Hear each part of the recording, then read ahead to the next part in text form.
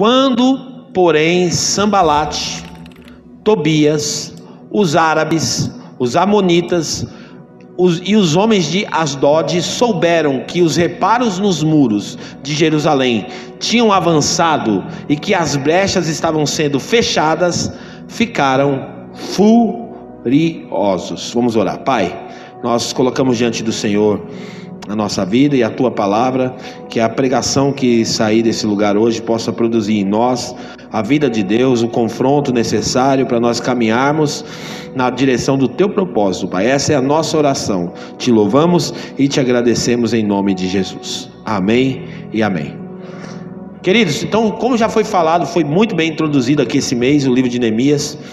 Nós falamos aqui sobre esse personagem da Bíblia Sagrada que tanto nos inspira, porque a história de Neemias é uma história realmente muito impactante para qualquer aplicação, porque quando a gente começa a ler Neemias, a gente vê lições de liderança, lição de família, lição de fé e tantas outras coisas. E Neemias foi esse líder tão relevante que estava morando na Pérsia, numa posição muito confortável, sendo copeiro do rei, e ele recebe notícias de que Jerusalém continuava ainda destruída, portas queimadas e muros destruídos.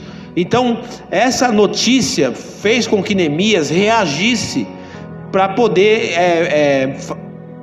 fazer um movimento de reconstrução dos muros de Jerusalém. Então, só para você entender, a cidade de Jerusalém, ela era todinha cercada por muros.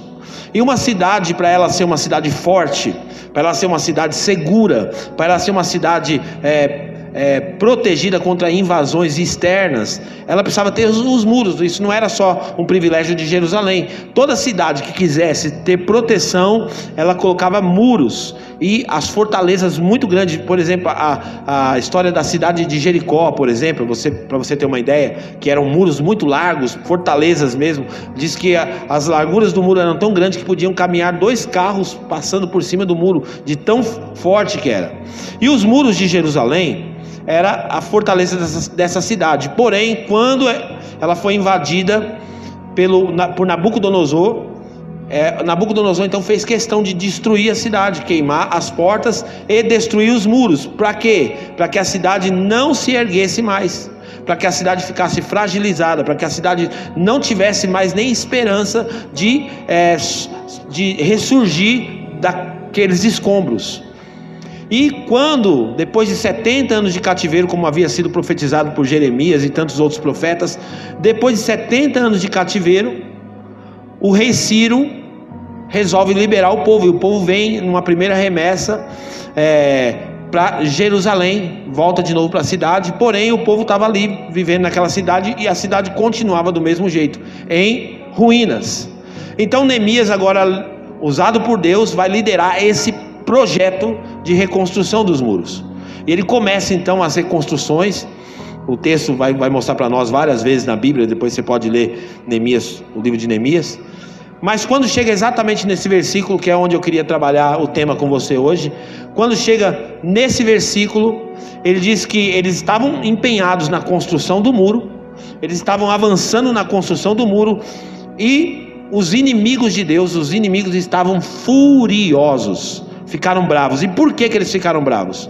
Não só porque o muro estava sendo reconstruído, mas porque as brechas estavam sendo fechadas. E o tema da minha mensagem hoje é fechando brechas. Fechando brechas. É isso que a gente vai aprender hoje aqui com a palavra de Deus. Então, esses inimigos de Deus chamados Tobias, Sambalate, Gesem, os homens de Asdod, os amonitas, esses inimigos de Deus ficaram furiosos. Não haveria mais possibilidade deles introduzirem dentro da cidade. Eles não poderiam mais entrar dentro da cidade pelas frestas, pelos buracos, pelas fendas que aqueles muros tinham. Por quê? Porque Neemias estava empenhado para fechar todas as brechas do muro. Neemias capítulo 6, versículo 1, vai dizer então que ele continua, Neemias 6:1, vamos lá. Quando Sambalate, Tobias, Gesem, o árabe e o restante dos nossos inimigos souberam que eu havia reconstruído o muro e que não havia ficado nenhuma brecha, nenhuma brecha, embora até então eu ainda não tivesse colocado as portas nos seus lugares. Continua, versículo 2. Sanbalat e Gesem mandaram-me a seguinte mensagem: venha, vamos nos encontrar dos povoados da planície de Ono. Eles, contudo, estavam tramando fazer-me mal. Então eles ficaram muito bravos, porque eles queriam continuar tendo acesso à cidade, queriam continuar penetrando a cidade pelos buracos. E eu queria trazer uma aplicação muito prática para a sua vida hoje, falando dessa questão das brechas. Por que é importante nós nos atentarmos com os pequenos espaços, com os pequenos buracos? Querido, é tão forte isso. Por exemplo, se você pegar uma represa e você fizer um furo de uma agulha numa represa, parece que é inofensivo, né?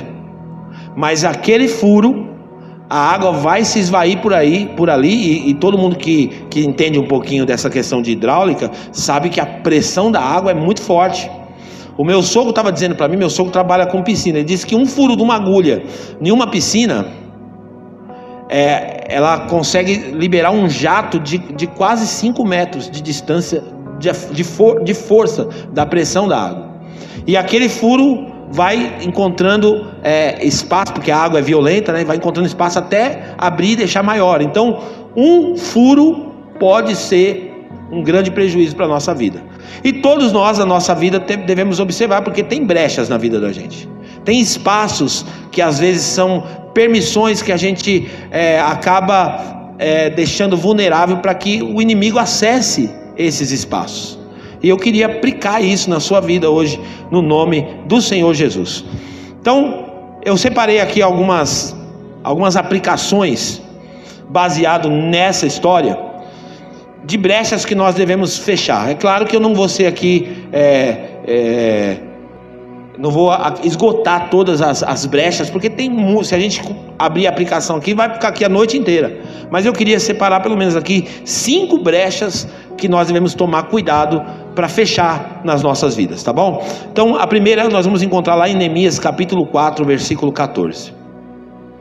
Neemias 4:14. Fiz uma rápida inspeção e imediatamente disse aos nobres, aos oficiais e ao restante do povo: não tenham medo deles, lembre-se de que o Senhor é grande e temível, e lutem. Pequenas brechas que a família vai permitindo abrir, que vai enfraquecendo a estrutura familiar, que vai corrompendo a estrutura familiar, e a família vai ficando enfraquecida. Nossa família, principalmente nos dias que nós estamos vivendo hoje, são dias de destruição, são dias que muitas coisas estão vindo para enfraquecer a família, e nós precisamos se manifestar. Queridos, essa palavra específica aqui, Neemias está falando para os homens, e é por isso até que eu estou tendo esse despertamento. Tinha conversado até com o Roberto na célula, que eu precisava voltar a me reunir com os homens na igreja. Precisava ter uma reunião com os homens, para a gente discipular os homens, para falar para os homens qual é o papel deles, qual é a posição que os homens devem ter. Principalmente aqui esse texto está falando com os homens. É claro que as mulheres não vão ficar de fora aqui dessa proposta, mas a responsabilidade maior, pelo menos dentro do modelo judaico-cristão de família, o homem é o grande responsável pela sua família. É o homem que tem que proteger e criar estratégias na sua casa para verificar como está a sua família. Eu quero usar a aplicação de Neemias, que ele diz assim: eu fiz uma inspeção. Você precisa fazer uma inspeção na sua família. Você precisa reunir com a sua família para ouvir o coração da sua esposa, ouvir o coração dos seus filhos. Tem gente que acha que família é só você ir lá trabalhar, comprar comida, pagar as contas e pronto, eu tenho uma família. Não, você está equivocado. Não é isso. Família não se resume nisso. Seus filhos, às vezes tem coisas dentro deles que precisa ser provocado para que eles possam vomitar aquilo, para que eles possam colocar para fora. Então há uma necessidade de inspeção familiar, reuniões periódicas com a família, para ouvir o coração, para perguntar como que está. Às vezes seu filho está sofrendo ataques lá na escola, num ambiente hostil, e você não percebe, você não sabe. Às vezes ele está tão intimidado, envergonhado de poder compartilhar alguma coisa. Eu contei uma situação aqui uma vez, gente, eu fiquei assim horrorizado. Eu vou compartilhar com você.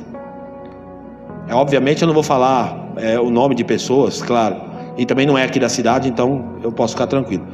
Mas o pai, ele tinha um filho, e esse filho ele não desenvolveu a sua genitália, não desenvolveu o órgão sexual do menino.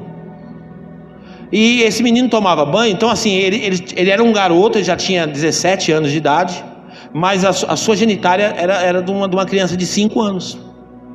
Então a família não percebia que o menino usava o banheiro, mas se trancava dentro do banheiro, que tomava banho e se trancava e tal, e a família não percebia aquele comportamento. E aí o que aconteceu? Aquilo gerou tanto trauma. Eu não estou falando uma historinha que eu li, não, eu conheço o caso. Aquilo gerou um trauma tão profundo naquela criança e naquela família, que aquela família ficou abalada por conta dessa situação. Olha só, parece uma coisa boba, não é verdade? Mas é uma realidade.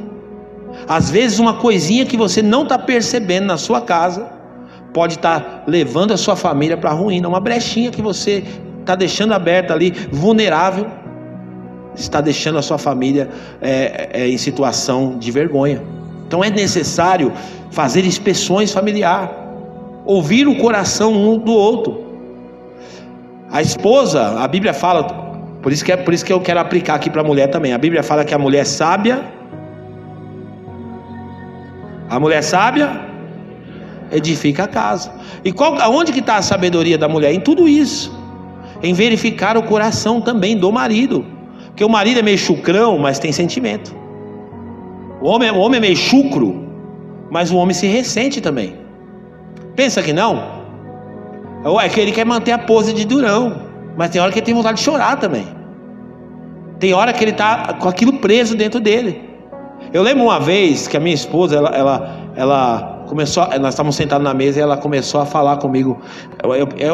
Homem é esquisito mesmo, o bicho esquisito é homem. E a gente quer resolver os nossos problemas calado. É assim, mulher resolve o problema falando, homem resolve o problema calado. Olha como é que nós somos tão diferentes. E aí a minha esposa chegou em mim e falou assim, ela começou a falar profundamente, olhando no meu olho, sentado na mesa e tal, eu não lembro o que foi mais, mas ela falou, daqui a pouco ela começou a falar, e eu me segurando, daqui a pouco a lagriminha correu aqui, me pegou. Aí eu chorei, naquele momento chorei com ela, tudo, e me fez tão bem. Agradeci a Deus pela vida dela. Por quê? Porque ela teve esse cuidado de perceber que não estava bem, que tinha alguma coisa que não estava bem. Então agora, quer dizer, é tempo de lutar pela família. Nós estamos sendo bombardeados de várias formas. Existem muitos ataques externos. Queridos, cada vez mais você vai parecer um ET. Sabia disso? Cada vez mais. Porque o modelo que você acredita de família está ficando extinto. A forma que você acredita de família está ficando cada vez mais extinto. E aí você vai se sentir um pinguim no Alasca, com frio. Já viu essa? Um pinguim no Alasca com frio de lascar. Lembra dessa pregação minha? Um pinguim com frio no Alasca. Faz sentido? Não, porque o pinguim não é para sentir frio, mas é assim que você vai se sentir, cada vez mais. Então é necessário reunir com a família, ouve o coração dos teus filhos, fale de assuntos que são tabu. Pais, conversem sobre sexualidade com os seus filhos. Ele não tem idade ainda, você que pensa, ele sabe mais que você. Se você não ensinar para ele, ele vai aprender da forma que você não gostaria com um amigo lá na escola. Então tem que fazer reuniões. Tem pai que tem todo um tabu, não, minha filha, eu não falo tudo. Você precisa falar abertamente com a sua filha mulher, pai, sobre sexualidade. Não adianta você jogar só para a mãe. A gente cria uma ideia, né? Mãe cuida das meninas, o pai cuida dos meninos. Errado. Mãe cuida da menina e do menino, pai cuida da menina e do menino. Não é filho não é os dois, não é filho? É. Então explica. Orienta a sua família, que às vezes eles estão desatentos, desapercebidos, e aí você não conversa porque na verdade o nome dessa brecha, se eu pudesse dar um nome para ela, eu chamaria de brecha da omissão. omissão. A gente se omite, a gente evita, a gente não quer falar do assunto, não quer tocar no assunto, e aí pode ser tarde demais. É uma brecha. Então converse com a sua família, ouça o coração. Chega lá e fala assim: abre o coração aí, fala o que está acontecendo. A minha esposa sabe que eu faço isso regularmente com os meus filhos. De vez em quando eu entro no quarto, fecho a porta com um lá dentro, vai, conta tudo para mim, o que está acontecendo aí. Antes eu usava uma técnica assim, eu vou contar para vocês. Eu usava assim: pode falar, Deus já me contou que está acontecendo alguma coisa aí. Aí quando eu falava isso aí, abria mesmo. Então contava. Pode vir falar. Eu jogava, como diz outro, jogava o verde para colher o maduro, né? Então me fala aí o que está acontecendo. Queridos, deixa eu falar uma coisa para você. Pode até soar, agora o que eu vou dizer aqui, pode até soar algo invasivo demais. Mas eu tenho um pensamento desse assunto. Claro que você tem liberdade de pensar diferente, mas celular na família não tem que ter senha secreta. Mulher tem que ter a senha do marido, o marido tem que ter a senha da esposa, os pais têm que ter a senha dos filhos, os filhos têm que ter a senha dos pais. Então de vez em quando lá em casa, do nada, confiscado, celular confiscado, me dá aqui. Meu filho vai fazer 18 anos, eu confisco o celular para dar uma checada. Por quê, pastor? Não é invasão? Prefiro eu invadir do que eu chegar ao inimigo externo e invadir. Então, eu respeito os meus filhos. Isso não é ser controlador, mas é proteger a família, lutar pela minha família. De vez em quando, eu pego o celular da minha esposa. Nossa, pastor, você desconfia? Não, confio pra caramba, só não confio nos piriguetos. Nas piriguetes, tem as piriguetes, tem os piriguetos também, meu irmão, é terrível. Eu não confio não. Um dia, só pra você ter uma ideia, nós ajudamos um rapaz aqui na igreja. Fui lá, paguei uma pousada para ele por um mês. Ele veio aqui na igreja e tal, pediu ajuda, fomos lá, paguei uma pousada para ele por um mês, cuidando do rapaz. Ele encontrou o celular da minha esposa, não sei, acho que na rede social, mandou uma mensagem para ela: eu vi você no culto, você é tão bonita. Você acredita numa coisa dessa? Ela foi me falou. Então, se você não... Porque às vezes aquele dia que você não chamou a sua mulher de bonita, o piriguete chama. E aí? Se você não ficar esperto, você pode correr o risco de perder a sua família. É claro que adultério é muito além, porque envolve o caráter. A gente sabe disso. Tem a ver o caráter, claro que tem a ver. Porém, se você deixar a sua família vulnerável, o filho vulnerável, mulher vulnerável, está correndo risco. Todo mundo está correndo risco. Nossa, o que aconteceu com aquele casal? Por quê? Porque deixou vulnerável. Então, cuide da sua família, lute pela sua família. Tempos agora de ideologias terríveis, diabólicas, penetrando no meio da sociedade e querem penetrar nos muros da sua família. E você tem que dizer: não, na minha casa não entra isso. Na minha casa não vai entrar essas ideias, na minha casa não vai entrar essas filosofias, na minha casa não vai entrar esses comportamentos, essas influências. Na minha casa, não! E não, na minha casa não. Essa é a posição que você deve tomar em relação à sua família. Lute pela sua família, lute pelos seus filhos. Eu quero indicar um filme para você. Eu não sei se quem já assistiu o filme chamado Corajosos? Levanta a mão. Quem não assistiu, assista, urgente. Eu faço um apelo para você: assista urgente esse filme. Ele é fantástico, ele é maravilhoso. Ele vai trazer muito esclarecimento para você. Eu falei do filme hoje à tarde, porque meus filhos vieram de manhã no culto, que hoje eles foram jogar bola. E aí, à tarde agora, eles sentaram para assistir o filme. Eu e os filhos. Assisti o filme à tarde de novo. Corajosos. E tem uma cena do filme, vou dar um spoiler aqui.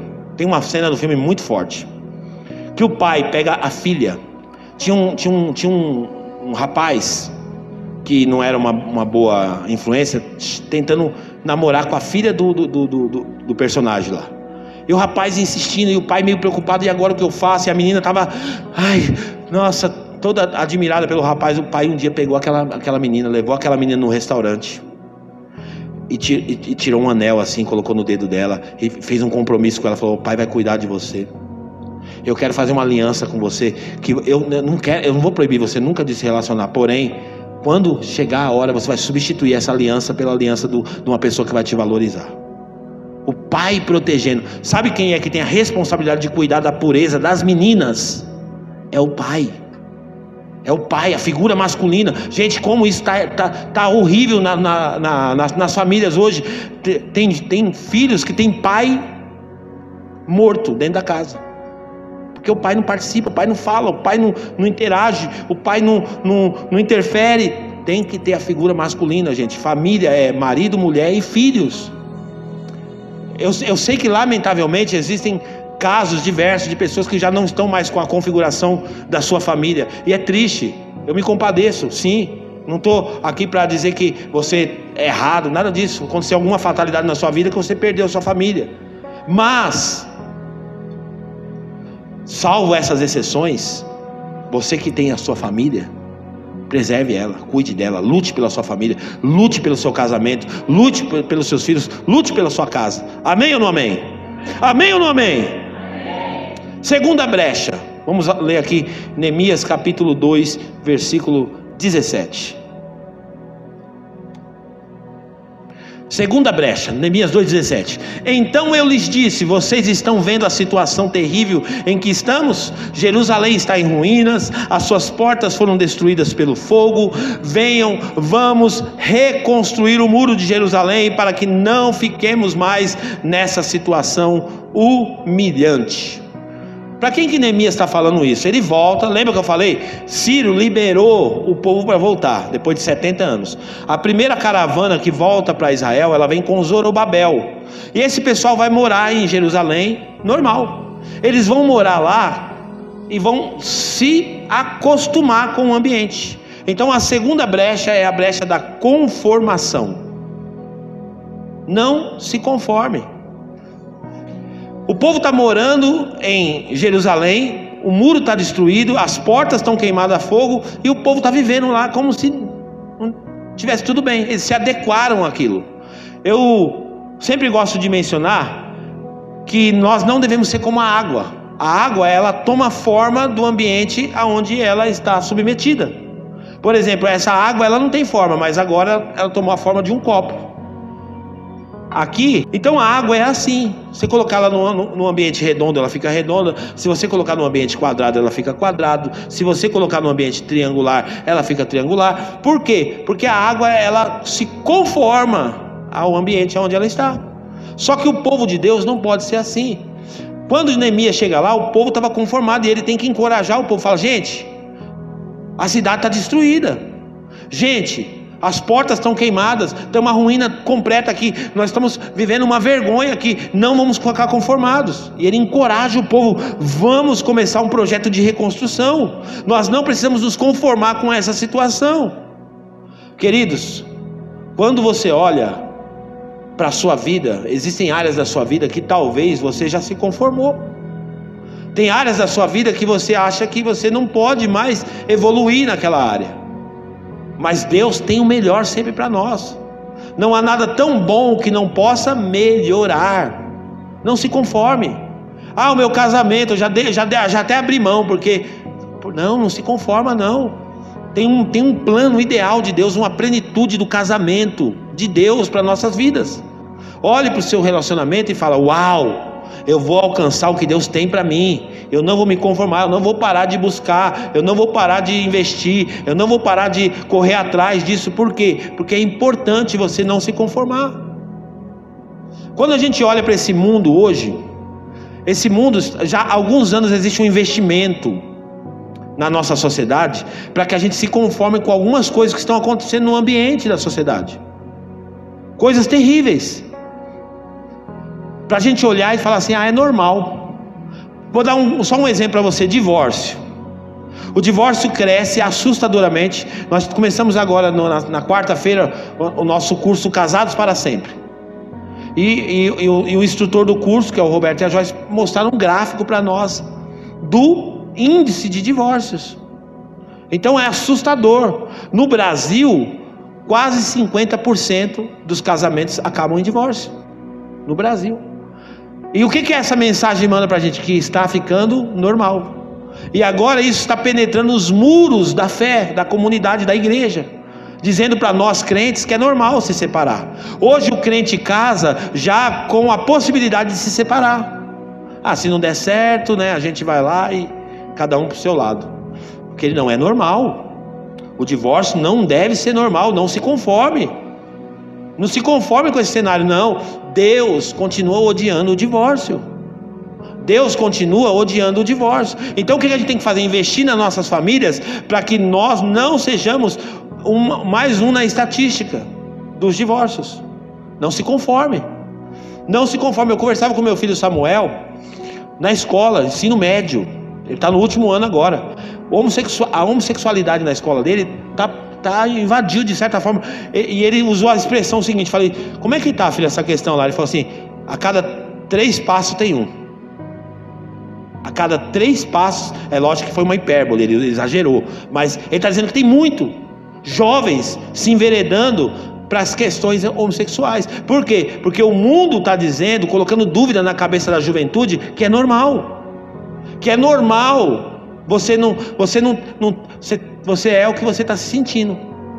Ah, se você se sente uma mulher, você é mulher. Se você se sente um homem, você é um homem. Então esses assuntos que estão sendo pingados em conta-gotas já há algum tempo na nossa sociedade, está se tornando normal no meio da sociedade. E as pessoas estão dizendo o quê? É normal. Estão conformadas, mas o povo de Deus não pode se conformar. Quem é de Deus não pode se conformar, porque a partir do momento que você se conforma, é normal o meu filho namorar e entrar com a namorada dentro do quarto, ficar trancado dentro do quarto. Não é normal. Não é normal. Para nós que somos povo de Deus, não é normal. Não faz parte da normalidade. Mas a gente está se adequando. Não tem nada não. Não tem nada não. Não tem nada não. Não tem nada não. Esse mal que já está penetrando dentro da igreja do não tem nada não, está acabando com a fé das pessoas. Tem nada não, não tem nada não, isso aqui não tem nada não, não tem nada não. Cuidado, não vos conformeis. Romanos 12:2, põe para nós.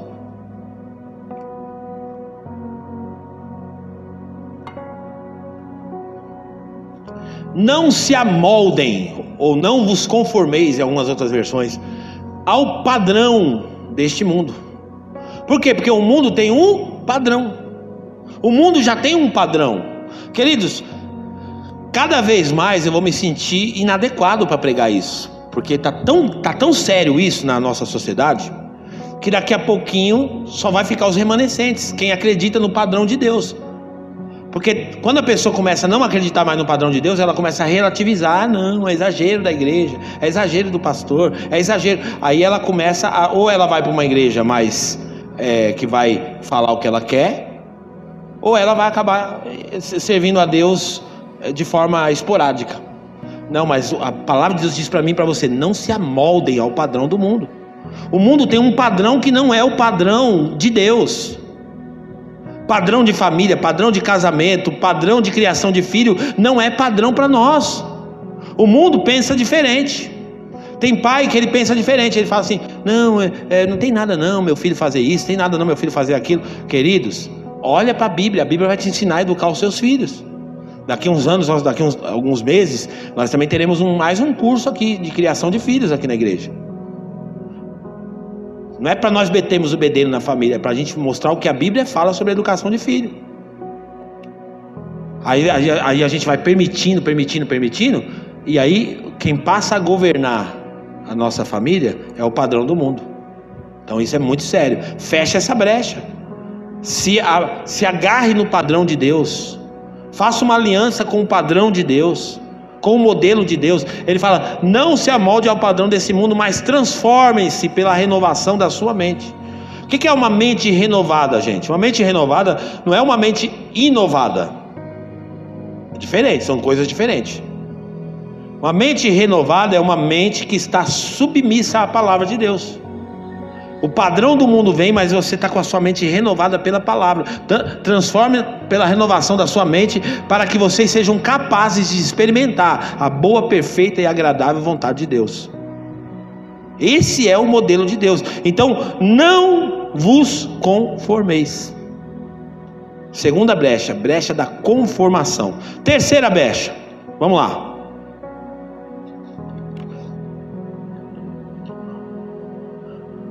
Quero oferecer essa música para a pastora Vânia. Cadeira, pastora. brecha da ociosidade. Neemias capítulo 4, versículo 6.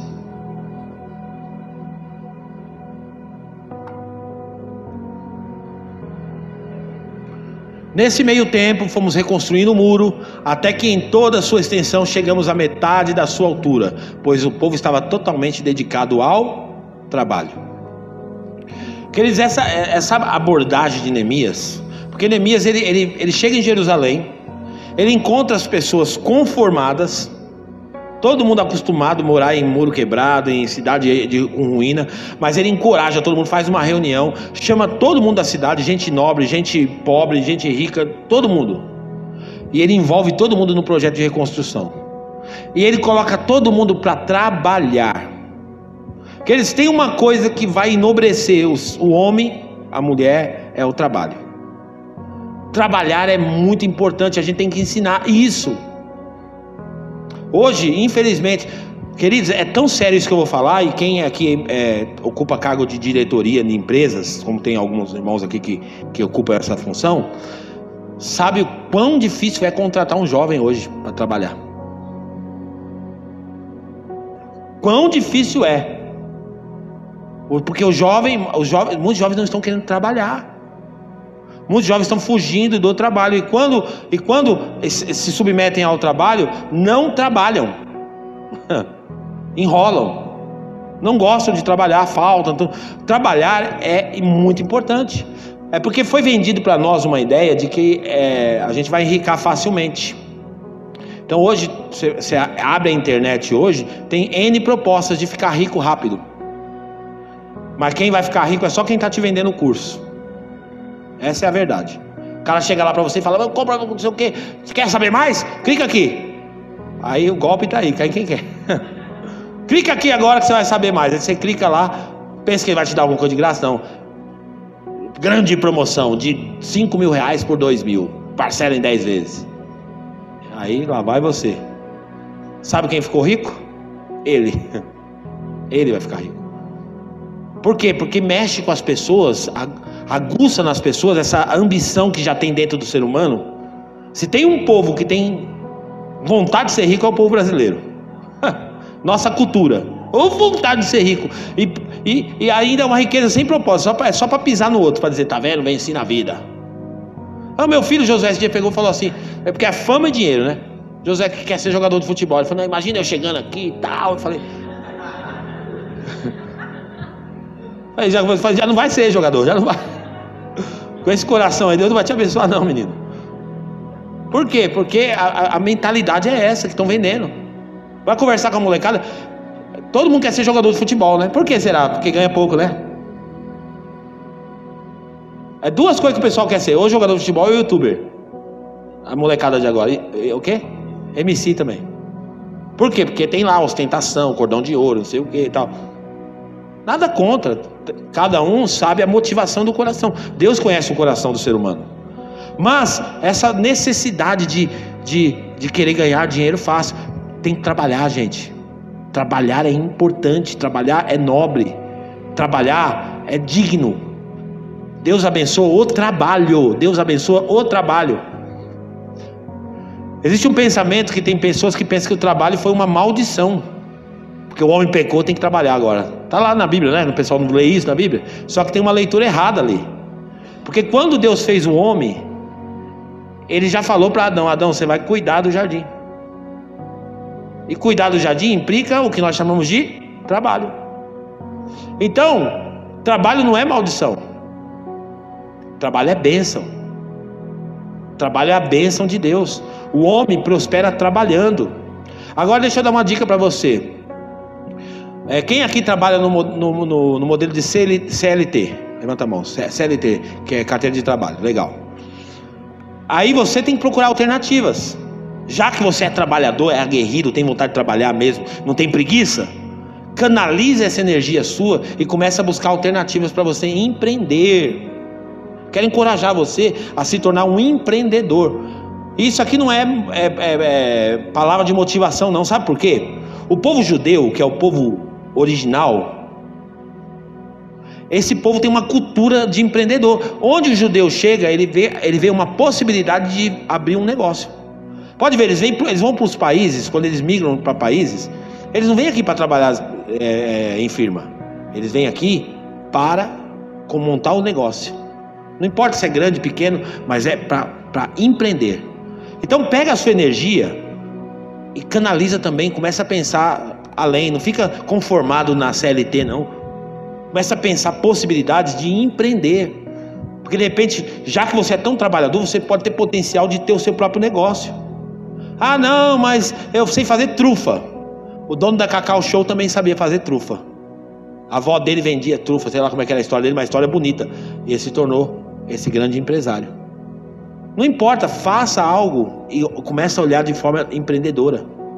Já que você é trabalhador e não tem preguiça, porque não pode ter preguiça. Se não tiver preguiça, você vai vencer. Se não tiver preguiça, você vai conquistar. Agora, para com essa ilusão na cabeça de achar que dinheiro vai vir fácil. Falei pro meu filho esse dia, pedi um negócio para ele, falei, dinheiro não dá em árvore, rapaz. E eles são tão estranhos, ele falou, lógico que dá, pai. Falei, como? Dinheiro não é de papel?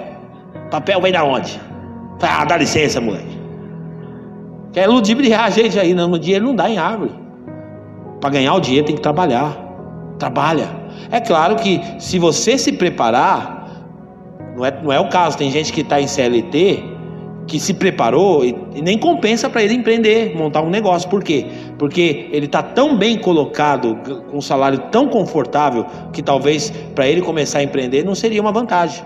Mas tem pessoas que nem se prepararam tanto, e estão tendo que se submeter às vezes a um trabalho para ganhar um valor que nem dá para sustentar direito a família.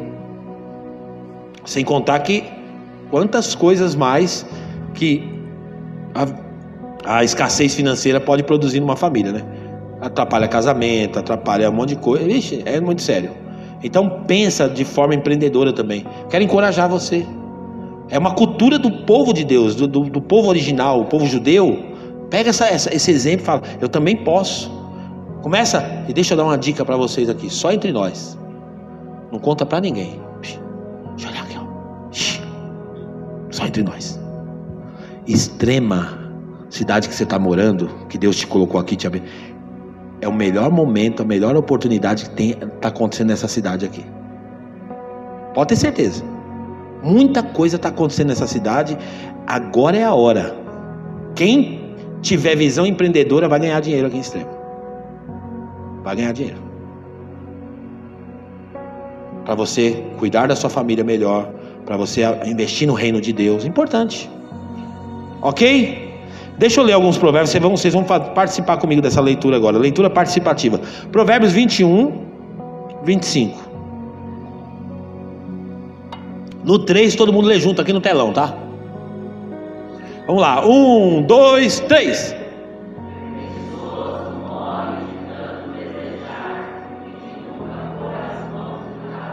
Olha para o seu irmão e fala assim: a preguiça mata.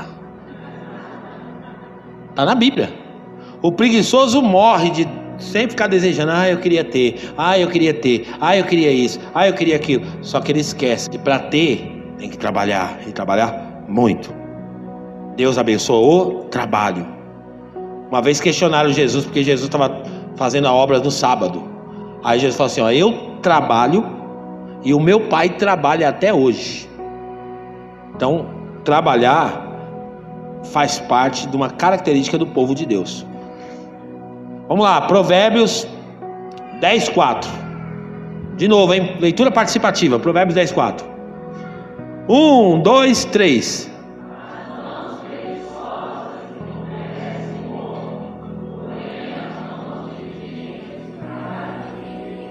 Mão preguiçosa empobrece. Tem que trabalhar, meter a mão. Meter a mão, trabalhar. Porque a mão preguiçosa empobrece o homem. Quem tem preguiça não vai conseguir ter grandes resultados. Vai ter que se submeter àquele que teve coragem para trabalhar. Provérbios 14, 23. 1, 2, 3.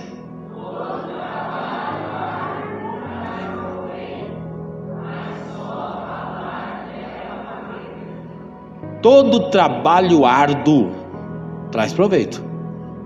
Mas só ficar, blá, blá, blá, falando, não vai trazer proveito nenhum. Você não vai conseguir alcançar resultados.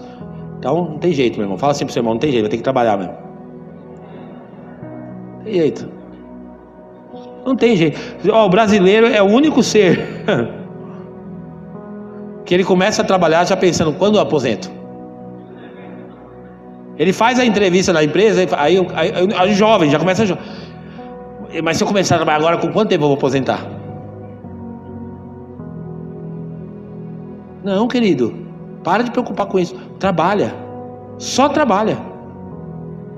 E você vai ter sucesso com o seu trabalho. Vai prosperar trabalhando, porque Deus abençoa o trabalho. Deus abençoa o trabalho. Provérbios 13:11.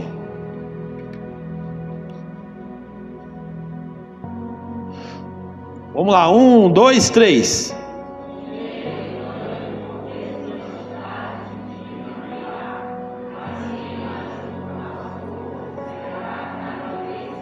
Está percebendo que a Bíblia não estimula mágica? Isso que a pessoa está vendendo. 7 anos em 1. Você vai conseguir multiplicar 7 anos da sua vida em 1 ano. Porque a Bíblia está dizendo que o resultado está aqui. E pode perguntar para esses irmãos aqui mais antigos aqui na igreja, mais idosos, mais senhores, enfim, pessoas que estão confortáveis. Pergunta como é que eles conseguiram o que eles têm. Pergunta. Faz um discipulado com eles aí que eles vão falar para vocês. Foi trabalhando, foi poupando, foi guardando, foi valorizando, foi respeitando o dinheiro, foi conquistando devagarzinho. É assim. Riqueza que é consolidada é uma riqueza que você constrói paulatinamente. Dê valor a isso, ao trabalho. Quarta brecha. Quarta não, é a quarta, é isso mesmo. Quarta brecha. Brecha da vigilância. Brecha da vigilância. Ou da falta de vigilância. Olha o que Neemias falou aqui. Neemias capítulo 4, versículo 8 e versículo 9. Neemias 4, 8 e 9. Todos juntos planejaram atacar Jerusalém e causar confusão. Mas nós oramos ao nosso Deus e colocamos guardas de dia e de noite para proteger-nos dele. Continua. Põe para nós agora o 17 e o 18. Que estava construindo o muro, aqueles que transportavam material faziam o trabalho com uma mão e com a outra seguravam uma arma. E cada um dos construtores trazia na cintura uma espada enquanto trabalhava. E comigo ficava um homem pronto para tocar a trombeta. Neemias aqui está mostrando a necessidade de vigiar. Estava trabalhando, mas estava vigiando. Jesus falou isso. Jesus recomendou que nós deveríamos orar e vigiar. Porque só você orar... Olha que interessante, ele fala assim: nós oramos a Deus e colocamos guardas. Nós oramos a Deus e colocamos guardas de dia e de noite. Então existe algo muito importante para o povo de Deus perceber, que é a vigilância. A gente precisa vigiar. Precisamos tomar cuidado, porque a falta da vigilância faz a gente colocar os pés pelas mãos, faz a gente entrar em situações que vão trazer prejuízos sérios para a nossa vida. Então é necessário vigiar. Como que é, pastor, essa questão mais prática de vigiar?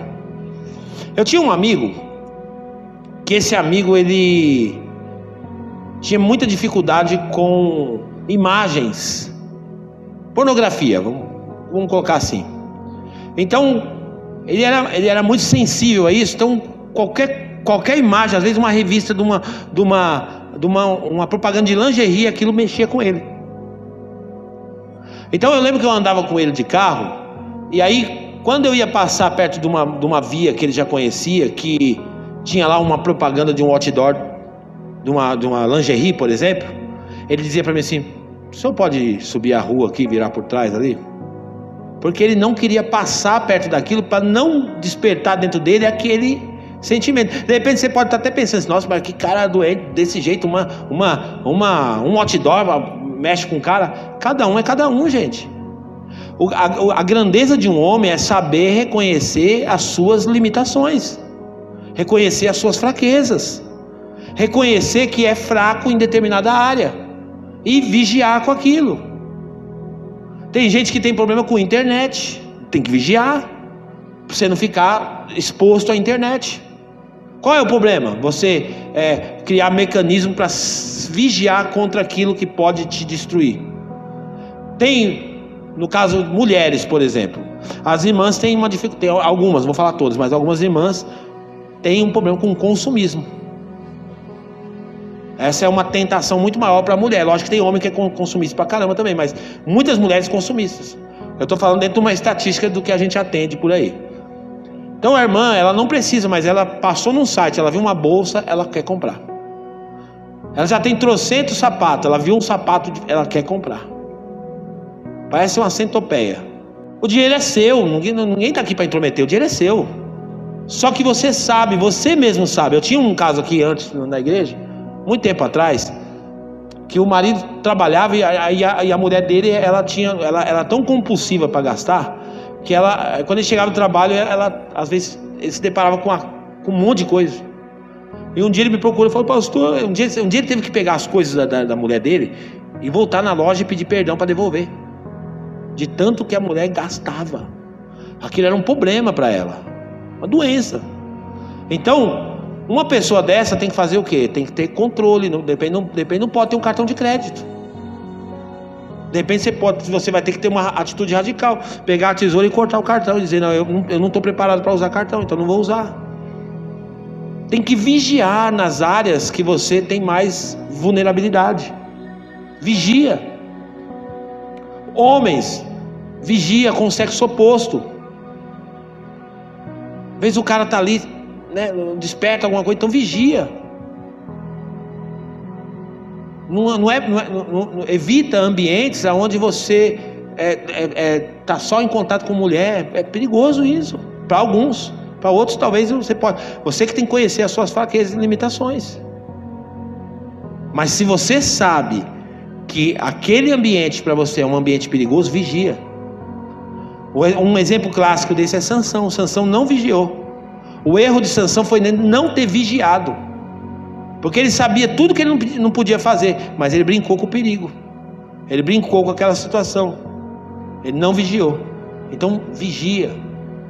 Diz que tinha uma vez 4 pastores, e esses pastores foram orar no monte, e aí eles começaram a confessar as suas fraquezas um para o outro. Eles estavam animados, oraram no monte, ficaram lá no monte orando, e falaram, agora eu vou confessar. Aí um pastor teve coragem, eu vou ser o primeiro a confessar aqui. Aí o pastor falou, sabe qual que é o meu problema? O meu problema é a internet. Eu tenho um problema sério com pornografia, internet, eu quero que vocês orem por mim. Os outros pastores falaram, meu Deus, vamos orar sim, pastor. Tal, orou por ele, Senhor, em nome de Jesus, ajuda o pastor. Depois o segundo encorajou, falou, agora eu vou confessar também. O que é? O meu problema é que eu não posso ver nada fácil que eu quero meter a mão. Se eu ver um celular moscando, eu já ponho no bolso. Eu roubo tudo, roubo caneta, roubo tudo. O que aparecer eu roubo. Ai meu Deus, vamos orar. Oraram pelo pastor. Meu Deus, o pastor está com problema aqui e tal. E o outro pastor? O outro pastor falou assim, o meu problema é o seguinte, é com mentira, cara. Cara, quando eu vou ver, eu já contei a mentira. É um negócio terrível. Eu conto mentira, assim eu começo a contar, daqui a pouco eu crio uma mentira que depois até eu acredito na mentira que eu crio. Meu Deus do céu. Chegou no último pastor. Agora é sua vez, pastor, conta. Eu vou contar para vocês aqui. O meu problema é que eu não posso escutar nada que eu conto para todo mundo. Quer dizer, nem para ele ter sido o primeiro a confessar, né? Olha aí. Deu ruim. Então assim, reconheça a sua fraqueza. Reconheça as suas limitações. Reconheça e vigia. Vigia, irmão. É importante vigiar. Jesus falou isso, ore, olha, Mateus 26, 41, põe para nós, por favor. Mateus 26, 41.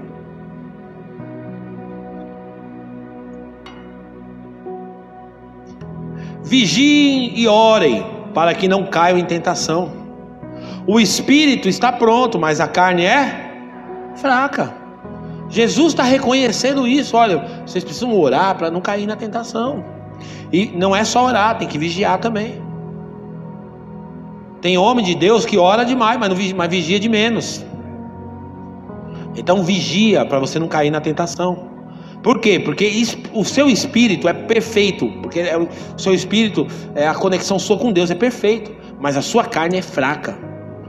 Então não brinca com a sua carne, não brinca com as suas limitações. Vigia. Neemias está ensinando isso para o povo. Vigilância. Com uma mão eles trabalhavam, com a outra estava com a espada ali. Tinha um guarda, tinha um para tocar trombeta. Tem que vigiar. Avistou o perigo? Toma cuidado. Não brinca com o perigo. E quinta e última brecha.